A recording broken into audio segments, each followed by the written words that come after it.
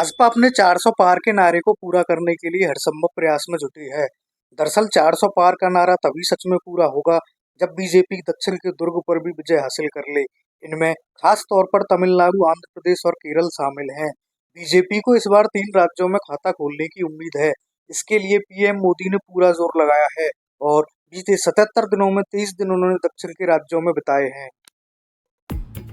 अब आंकड़ों पर नजर डालें तो दक्षिण के राज्यों में लोकसभा की 129 सीटें हैं।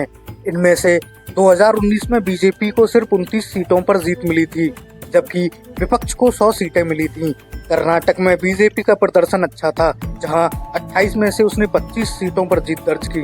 वहीं तेलंगाना में भी उसने अच्छा प्रदर्शन किया और 17 में से 4 सीटों पर जीत दर्ज की। लेकिन तमिलनाडु, आंध्र प्रदेश और केरल में बीजेपी का खाता नहीं खुला था।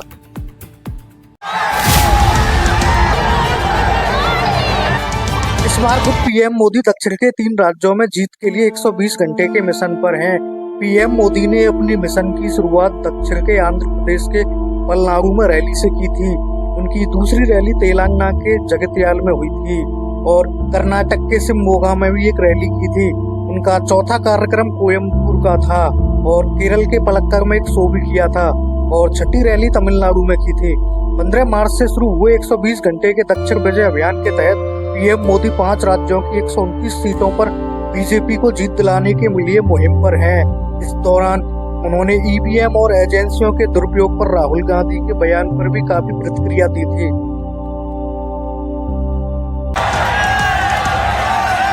जहां बीजेपी का 2019 में खाता नहीं खुला था, वहां किला भेदने के मिशन पर हैं पीएम। दक्षिण के 5 राज्यों में कुल मिलाकर लोकसभा की 129 सीटें हैं। इनमें से 2019 में बीजेपी ने 29 सीटों पर ही जीत दर्ज की। कर्नाटक की 28 में से 25 और तेलंगाना की 17 में से 4 सीटों पर बीजेपी ने पिछले चुनाव में जीत हासिल की। लेकिन तमिलनाडु की 39, आंध्र प्रदेश की 25 और केरल की 20 सीटों पर बीजेपी खाता नहीं खोल पाई थी। इस बार 400 पार का लक्ष्य हासिल करना है तो बीजेपी को दक्षिण के उन 3 राज्यों में अपना खाता खोलना होगा। तेलंगाना में भी अपना आंकड़ा बढ़ाना जरूरी है, जहां अब तक उसे जीत नहीं मिली। चुनौती बेहद मुश्किल है और ये बात पीएम मोदी भी जानते हैं। रविवार को आंध्र प्रदेश के पलनाडु की रैली में उन्होंने विपक्ष की टेंशन भी बढ़ा दी है।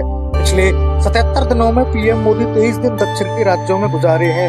ये दिखाता है कि दक्षिण में विपक्ष का अवैध दुर्ग में सेंध लगाने के लिए मोदी कितने उत्सुक हैं। दोस्तों, आपको अगर हमारे द्वारा दी गई जानकारी अच्छी लगती है तो चैनल लाइक और सब्सक्राइब कर दें।